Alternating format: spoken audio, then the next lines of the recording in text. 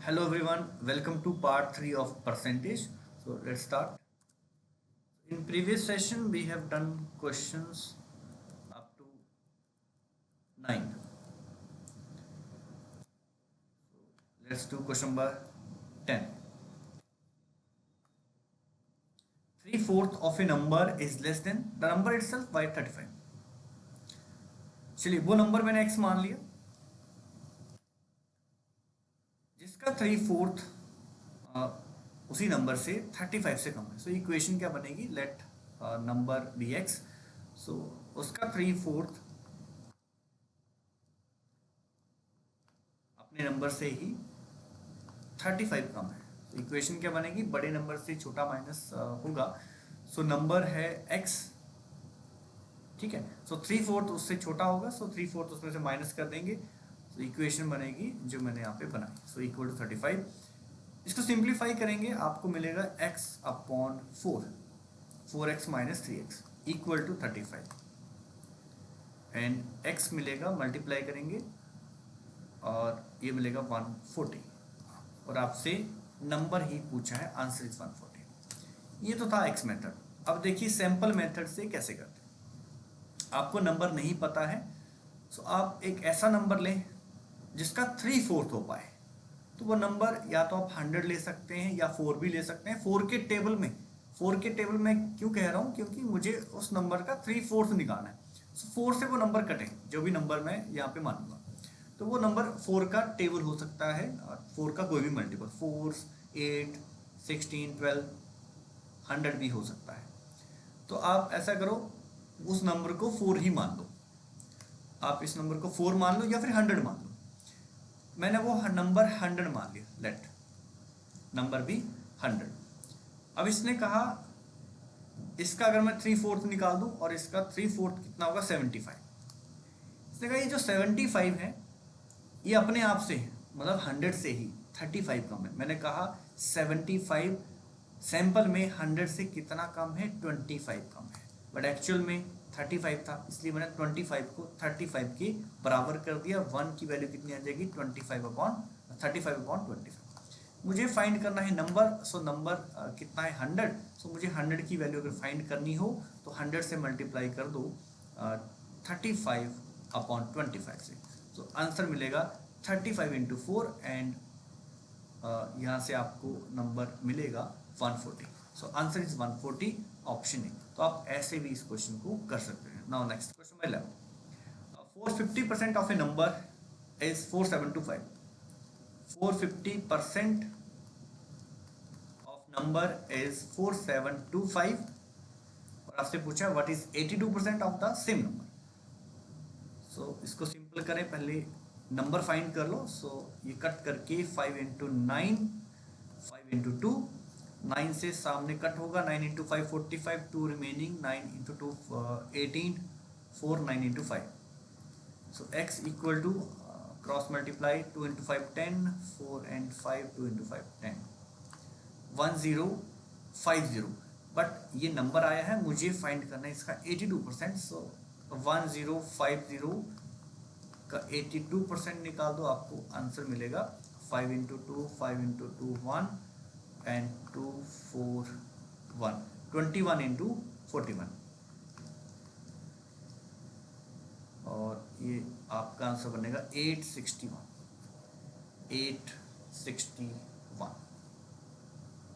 D option.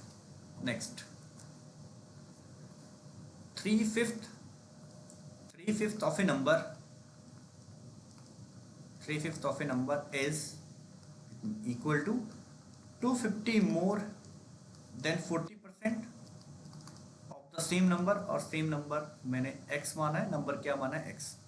So 3/5 of x equal to 250 plus 40% of x. So 3/5 of x minus 40% means 40/100 and 2/5.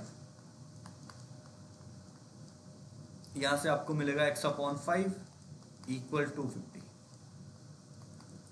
आपसे पूछा है number और number कितना आ जाएगा? क्रॉस मल्टीप्लाई करेंगे 1250.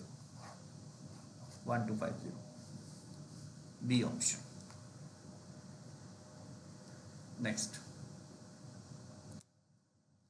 68% of a group are married, what is the ratio of married and unmarried people? 68% अगर married हैं, unmarried कितने होंगे इसमें? 68% मैरिड हैं, सो अनमैरिड होंगे रिमेनिंग 32%, और हमें इन दोनों वैल्यूज का स्टॉप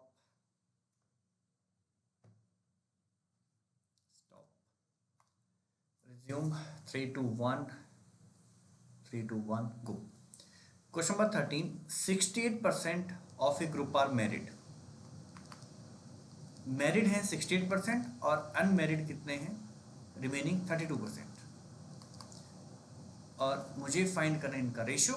सो सिंप्लीफाई करेंगे, परसेंटेज से परसेंटेज कैंसिल, एंड अब दोनों ही नंबर 4 के मल्टीपल हैं, 4 से कट जाएगा, 4 into 1 and 17 into 4 68 and 4 into 8 17:8, C option. Next, अब आपका नेक्स्ट टाइप स्टार्ट होता है परसेंटेज इंक्रीज एंड डिक्रीज। ये कॉन्सेप्ट बहुत ही ज़्यादा इम्पॉर्टेंट है, ये इस तरह की क्वेश्चन इंटरव्यू में पूछे जाते हैं और डीआई में भी इनका यूज़ होता है। चलिए बेसिक से सीखते हैं इसको, ये परसेंटेज इंक्रीज डिक्रीज क्या है और किस तरह से हम शॉर्टकट का यूज़ करके इनको जल्दी से जल्दी कर सकते हैं। So percentage increase, percentage increase decrease, इसको मैं परसेंटेज चेंज कहूँगा, परसेंटेज चेंज। अब चेंज दो तरह के हैं, पॉजिटिव नेगेटिव, पॉजिटिव नेगेटिव। अगर पॉजिटिव चेंज है इनिशियल वैल्यू में पॉजिटिव चेंज आए, मतलब पहले वैल्यू जो भी थी उसमें वैल्यू बढ़ गई, ठीक है, और जिस परसेंटेज से बढ़ी उसको हम कहेंगे परसेंटेज इंक्रीज। जब पॉजिटिव चेंज होगा इनिशियल वैल्यू में तो परसेंटेज में हम उसे कहेंगे परसेंटेज इंक्रीज, और नेगेटिव चेंज है, अगर नेगेटिव चेंज है तो उसे हम कहेंगे परसेंटेज डिक्रीज, परसेंटेज डिक्रीज। चलिए एक एग्जांपल लेते हैं।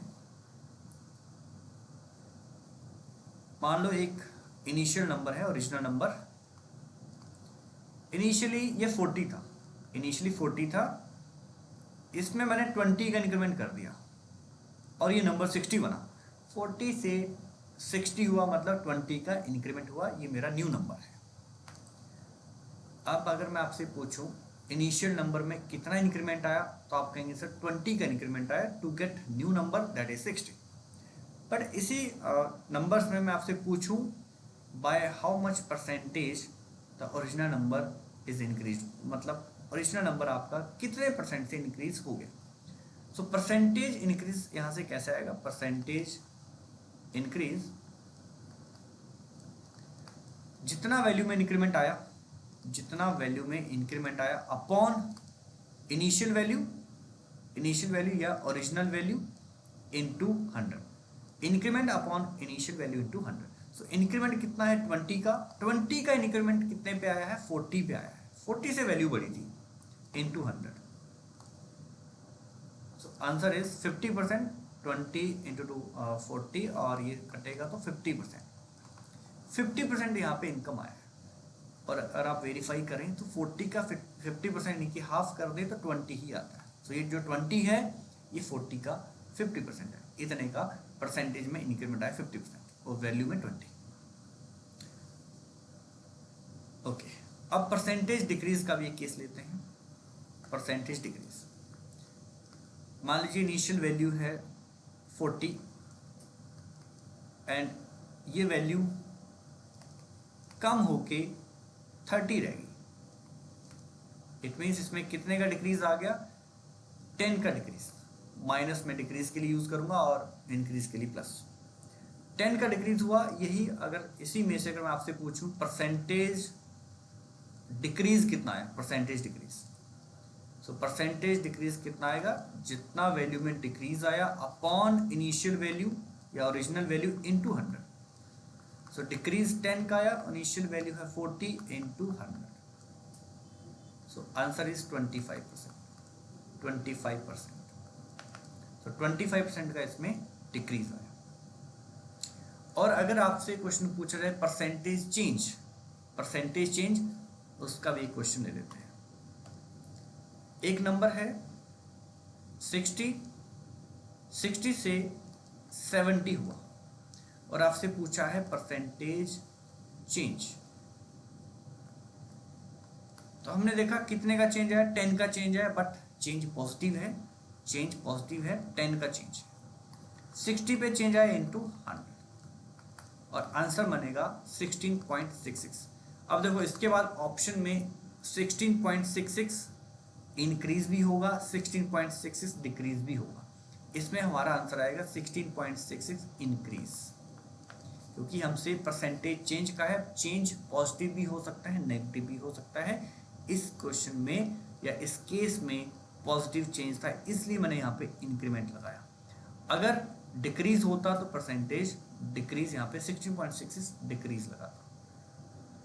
चलिए, आई होप आपको परसेंटेज इंक्रीज डिक्रीज का फंडा यहाँ पे समझ आया होगा। अब मैं एक क्वेश्चन और लूंगा, या पहले ऐसे करते हैं, इनके बेसिस पे एक दो क्वेश्चन कर लेते हैं। ये 14 एंड 15 कर लेते हैं। Question 14, Amit salary increased from this value to this. 40 से 50,000 होगी, कितने का इंक्रीमेंट आ गया? 10,000। कितने पे? 40 पे। 10,000 अपॉन 40,000 इंटू 100 परसेंटेज इंक्रीमेंट आ गया उसकी सैलरी में। Simple question. जब हमें परसेंटेज में आंसर बताना हो तो हम रेशियो निकाल सकते हैं। हमें आंसर परसेंटेज में निकालना है। हमसे ये नहीं पूछा कि कितने रुपए का इंक्रीमेंट आया, उस केस में तो 10,000 आंसर आता है। बट परसेंटेज में क्वेश्चन पूछा है तो आप इनिशियल वैल्यू और फाइनल वैल्यू का रेशियो निकाल सकते हैं to make calculation simple and easy. अब मैंने देखा रेशियो आ चुका है old salary and new salary में। सो 4 से वैल्यू 5 हो चुकी है, मतलब 1 का इंक्रीमेंट आ चुका है। 1 का इंक्रीमेंट 4 पे इंटू 100, इससे कैलकुलेशन थोड़ी सी आसान हो जाएगी, आप माइंड में ही कैलकुलेशन कर पाएंगे। सो आंसर इज 25% का इंक्रीमेंट। अब देखो ये जो मैंने लिखा है आपको समझाने के लिए लिखा है, आप स्क्रीन में ही दिमाग में सोचते कि 0 से 0 कट गई होंगी, 4:5 आया होगा। 1 का इंक्रीमेंट 4 पे, 1/4 into 100, answer is 25%, B option. Next question, Namit salary decrease from 1,75,000 to 1,25,000। What is the percentage decrease in salary? इस केस में भी आप रेशियो निकाल दो original salary and new salary का। तो रेशियो कितना है? देखो 0 से 0 कट, 25 के दोनों ही मल्टीपल है, 25 इंटू 7 एंड 25 इंटू 5। डिक्रीज हुई वैल्यूज, 2 का डिक्रीज आ गया यहाँ पे, 2 का डिक्रीज। सो 2 का डिक्रीज 7 पे इंटू 100, सो 2/7 इंटू 100 आपको मिलता है 28.57% का डिक्रीज। Option number C. चलिए अब नेक्स्ट क्वेश्चन की बात करते हैं। Ramesh salary increased by 12.5%, it was 68,000 earlier, what is the new salary? Question number 16। अब देखिए ये क्वेश्चन कैसे करना है। मेरे पास 2 या 3 मेथड है इस क्वेश्चन को करने के, बारी बारी में सारे मेथड से इस क्वेश्चन को करूंगा, बट आगे जाके मैं एक कॉमन मेथड ही यूज करूंगा जिसका नाम है रेशियो मेथड। ठीक है, बट मैं आपको सारे मेथड सिखाऊंगा सो दैट कभी अगर शॉर्टकट ना याद रहे तो हम एक्स मेथड से भी क्वेश्चन को कर सकते हैं। Ramesh salary increase bye 12.5%, it was 68,000 earlier, what is the new salary? तो देखो old salary and new salary. Old salary हमें नहीं पता, या सॉरी ओल्ड सैलरी दे रखी है, न्यू सैलरी नहीं पता। ओल्ड सैलरी इसमें कितनी है? 68,000 दी है old salary, but new salary मुझे नहीं पता। न्यू सैलरी मुझे नहीं पता, वही तो फाइंड करनी, वही फाइंड करनी। अब देखो एक्स मेथड से ये क्वेश्चन कैसे करते हैं। 68,000 में कुछ ऐड होगा और उसको ऐड करके ही तो आंसर आएगा। अब कितना ऐड होगा वही हमें फाइंड करना है। ओके, 68,000 में कितना ऐड होगा, 68,000 का ही 12.5%। रमेश की सैलरी कितने से इंक्रीज हुई, 12.5% है। सो 12.5% से इंक्रीमेंट होगा, और ये 12.5% किसका होगा, इनिशियल वैल्यू का, 68,000 का। तो आपको कुछ नहीं करना है, 68,000 में 68,000 का ही 12.5% निकाल के ऐड करना है टू गेट न्यू सैलरी। अब इसमें 68,000 कॉमन ले लो, आपको मिलेगा 1 प्लस 12.5%, और 12.5% की फ्रैक्शन वैल्यू लिखेंगे 1/8। आपको मिलेगा 68,000 इंटू 9/8। अब इसको सिंप्लीफाई कर दो, इसको कट करूंगा तो कितना मिलेगा, 8 into 8 64 and 8 into 5 40, 8500 into 9। So answer is 76500, 76500, option number B. तो ये तो हुआ एक्स मेथड। अब देखिए एक्स मेथड को भी कैसे जल्दी करना था, ये मैं आपको एक तरीका बताता हूँ। देखो, एक शॉर्टकट से मैं आपको डायरेक्ट सीधा यहाँ पहुँचा दूंगा, सीधा इस लाइन पे पहुँचा दूंगा। और ये कैसे आया, 68,000 में 68,000 का ही 12.5% ऐड करेंगे तो ये नंबर मिलेगा, और वहाँ से 68,000 हमने कॉमन लिया और 1 + 1/8, और फिर ये 68,000 इंटू 9/8 आया था, और उसको हमने बराबर कर दिया था 85,000 के, सॉरी 68,000 इंटू 9/8, और सिंप्लीफाई किया था और हमें आंसर मिला था 76500। अब देखो, आपको मैं डायरेक्ट यहाँ पहुँचा दूंगा, कैसे, 12.5% की फ्रैक्शन वैल्यू कितनी है, 12.5% की फ्रैक्शन वैल्यू कितनी है, 1/8। इट मीन्स ये नंबर 1/8 इंक्रीज हुआ है, 1/8 मतलब 1 का इंक्रीमेंट हुआ है 8 में, 1 का इंक्रीमेंट हुआ 8 में, या 8 हिस्सों में एक हिस्सा और बढ़ गया है। टोटल 8 हिस्से थे, उसमें एक हिस्सा और बढ़ गया, तो टोटल कितने हो जाएंगे, 9 हो जाएंगे, 9/8 हो जाएंगे।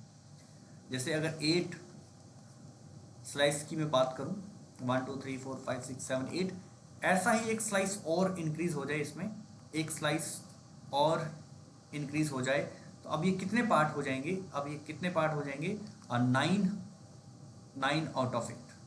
सो ये वाला जो पार्ट है, ठीक है, ये 9/8 हो जाएंगे।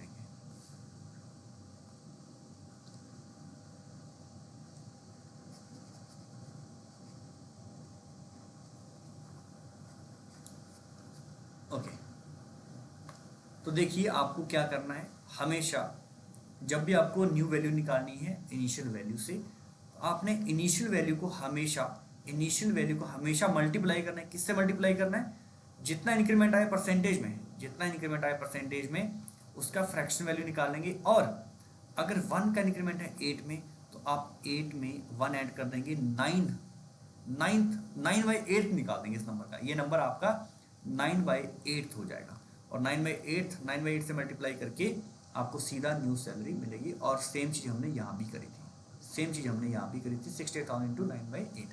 इसको सिंप्लीफाई किया, आपको सीधा आंसर मिला 76500। चलिए, तो इसका आंसर आ चुका है 76500। मैंने आपको पहले एक्स मेथड सिखाया, और एक्स मेथड को ही कैसे शॉर्ट करना है ये मैंने आपको बताया। इसी क्वेश्चन को एक बार फिर से देखेंगे। एक रमेश की सैलरी है इनिशियल 68,000, ये 12.5% से इंक्रीज हुई, और हमें बताना है न्यू सैलरी क्या है। टू गेट न्यू सैलरी आपको सीधा ही इनिशियल वैल्यू को कितने से मल्टीप्लाई करना है, जो भी इसकी फ्रैक्शन वैल्यू है 1/8। 1 का इंक्रीमेंट है, तो आप क्या करेंगे, 8 में 1 ऐड कर देंगे इनिशियल वैल्यू में, मतलब 8 इसमें इनिशियल वैल्यू होगी, इनिशियल सैलरी होगी सैंपल में, उसमें 1 इंक्रीज हो जाएगा, 9/8 से मल्टीप्लाई करके सीधा आपका आंसर आ जाएगा। इन दोनों को मल्टीप्लाई करेंगे, सिंप्लीफाई करेंगे, आपका आंसर आएगा 76500। तो ये आपका एक्स मेथड का शॉर्ट फॉर्म है। एक्स मेथड को हमने जल्दी किया। और ये 9/8 भी क्यों आ रहा था, क्योंकि इक्वेशन हमारी बन रही थी 68,000 प्लस 68,000 का 12.5%, वहां से 68,000 हम कॉमन ले रहे थे और 1 प्लस 1/8 आ रहा था, 1 प्लस 1/8, वहां से ये 9/8 आ रहा है। और जब भी हम वन में कोई फ्रैक्शन ऐड करते हैं, ये न्यूमरेटर में, इसका न्यूमरेटर कैसे आता है, डिनोमिनेटर में ये न्यूमरेटर ऐड करके। सो डिनोमिनेटर में न्यूमरेटर ऐड करेंगे और न्यू न्यूमरेटर हमें मिलेगा। तो ये शॉर्टकट जो मैंने आपको बताया 9/8 कैसे आ रहा है, वो जो मैंने इक्वेशन बनाई थी वहीं से आ रहा है। अगर आगे से आपने याद रखना है, जब भी जैसे 1/8 का इंक्रीमेंट है तो 8 में 1 ऐड करना, आपने 9/8 सीधा ही आ जाएगा और आंसर आ जाएगा। अब इस ट्रिक का यूज करके हम क्वेश्चन नंबर 17 और 18, 19 कर लेते हैं और फिर उन्हीं क्वेश्चंस को मैं रेशियो मेथड से भी करूँगा। चलिए इस ट्रिक का यूज करके अब हम क्वेश्चन करते हैं 17। Suresh salary decrease bye 20%, it was 10,500 earlier. कितने से डिक्रीज होगी, 20% से। और आपको न्यू सैलरी बतानी है, you have to find new salary. और मैंने आपको बताया था इनिशियल वैल्यू को डायरेक्ट आपने मल्टीप्लाई करना है। किससे करना है मल्टीप्लाई, देखो 10,500 को डायरेक्ट हम मल्टीप्लाई करेंगे, इसकी जो फ्रैक्शन वैल्यू है, कितनी फ्रैक्शन वैल्यू, 1/5, 20/100 1/5। अब देखो इस केस में डिक्रीज है, सो 1 का डिक्रीज होगा। इस केस में आप 5 में 1 माइनस करोगे, 5 में 1 माइनस करोगे, 4/5 से मल्टीप्लाई करोगे, आपका सीधा आंसर आ जाएगा। ये देखो कितना आंसर आ रहा है, 21,100 एंड फाइनल आंसर इज 8,400। अब ये 5 में 1 माइनस क्यों किया, इसका रीजन जानो। क्योंकि 10,500 में हमने माइनस किया करना है, क्योंकि डिक्रीज हुआ। कितना माइनस करना है, 10,500 का ही 20% टू गेट न्यू सैलरी। अब 10,500 इसमें कॉमन आएगा, 1 माइनस 20%, और 20% की फ्रैक्शन वैल्यू कितनी है, 1/5। और यहाँ से आपको मिलेगा, इसको सिंप्लीफाई करोगे तो ये बनेगा 5 माइनस 1 यानी कि 4/5। तो शॉर्टकट यहाँ भी बनता है कि 1 में जब भी आप कोई फ्रैक्शन माइनस करते हो तो ये आपस में माइनस हो जाते हैं। 5 माइनस 1, ऊपर 4 आता है और नीचे डिनोमिनेटर सेम रहता है, 4/5। इसीलिए हम इसमें हमने क्या किया, डायरेक्ट 4/5 से मल्टीप्लाई किया। तो आगे से आप याद रखेंगे, सिर्फ आपने करना क्या है, ये नहीं करना है, फ्रैक्शन वैल्यू लिखनी है और डिक्रीज है तो 5 में 1 माइनस कर दें, 4/5 आ जाएगा और मल्टीप्लाई करके आंसर आ जाएगा 8,400। नेक्स्ट 18। अब ये 14.28% का 3 टाइम है, 42.85 इसका 3 टाइम। इसकी फ्रैक्शन वैल्यू है 1/7। इसकी फ्रैक्शन वैल्यू फिर कितनी हो जाएगी, 3/7। चलिए, Sita salary increased by this percentage. So Sita salary initially हमें नहीं पता, ये सैलरी कब की है, बाद की सैलरी, इंक्रीमेंट के बाद वाली सैलरी। देखो क्या लिखा, Sita salary increase by this percentage to this, मतलब इंक्रीज होने के बाद उसकी सैलरी 50,000 है। एंड इनिशियल सैलरी आपको नहीं पता, उसको आप एक्स मान लो और न्यू सैलरी आपको दे रखी है। अब देखो इंक्रीमेंट कितने का आया है, 42.85% का, और इसकी फ्रैक्शन वैल्यू कितनी है, अभी मैंने आपको बताई 3/7, और इसमें इंक्रीमेंट है, इट मीन 3 का इंक्रीमेंट होगा 7 पे। अभी मैंने आपको बताया था इनिशियल वैल्यू को हमेशा आपने किससे मल्टीप्लाई करना है, 7 + 3 अगर इंक्रीमेंट है। इनिशियल वैल्यू इस केस में नहीं दी है तो इनिशियल वैल्यू क्या मानी मैंने, एक्स मानी। अब आप क्या करोगे, एक्स को डायरेक्ट मल्टीप्लाई करोगे, इनिशियल वैल्यू है क्योंकि 7 + 3 10/7 टू गेट न्यू सैलरी। अभी आपकी न्यू सैलरी है, एक्स को आपने 10/7 से मल्टीप्लाई किया, ये आपकी न्यू सैलरी है और न्यू सैलरी आपको दे रखी है, उसके बराबर कर देंगे 50,000। सिंप्लीफाई किया, आपको एक्स की वैल्यू मिल चुकी है 35,000। तो इसकी इनिशियल सैलरी कितनी होगी, 35,000, option number A. Next Gita salary decrease by this percentage to get this. Initial salary नहीं दी है बट न्यू सैलरी आपको दे रखी है 44,000। इनिशियल सैलरी नहीं है, उसको हम एक्स मान लेंगे, उसको हमने एक्स मान लिया। और इसमें इंक्रीमेंट कितना है, 8.33 परसेंटेज का इंक्रीमेंट है। और इसकी फ्रैक्शन वैल्यू कितनी है, 1/12, मतलब 1 का इंक्रीमेंट होगा 12 पे। अब मैं क्या करूंगा, इनिशियल वैल्यू को सीधा मल्टीप्लाई करूंगा, इंक्रीमेंट है सो 12 + 1 13 अपॉन 12। ये न्यू सैलरी आ चुकी है और न्यू सैलरी आपको ऑलरेडी दे रखी है 44 सॉरी इसमें डिक्रीज था, मैंने इंक्रीज कर दिया। स्टॉप, यहाँ पे एक एरर हो गया, स्टॉप,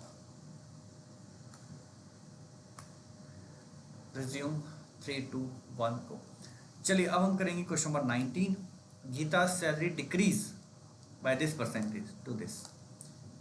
इनिशियल सैलरी और न्यू सैलरी, इन दोनों में से हमें न्यू सैलरी दे रखी है 44,000 और इनिशियल सैलरी फाइंड करनी है, उसको मैंने एक्स मान लिया।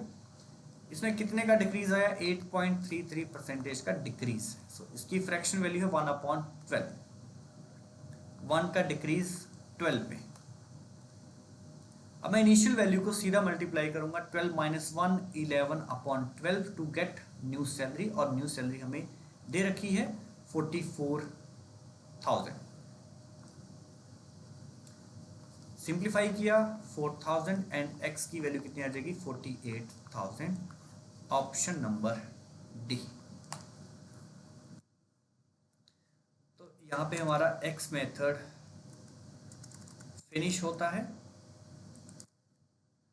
और एक्स मेथड को ही हमने शॉर्ट में किया था, एक्स मेथड को शॉर्ट करके इन क्वेश्चन को हमने सॉल्व किया। अब नेक्स्ट क्लास में मैं इन्हीं क्वेश्चंस को रेशियो मेथड से करूँगा, रेशियो मेथड से करेंगे और इनको फिनिश करके फिर हम आगे बढ़ेंगे new concept successive increase decrease.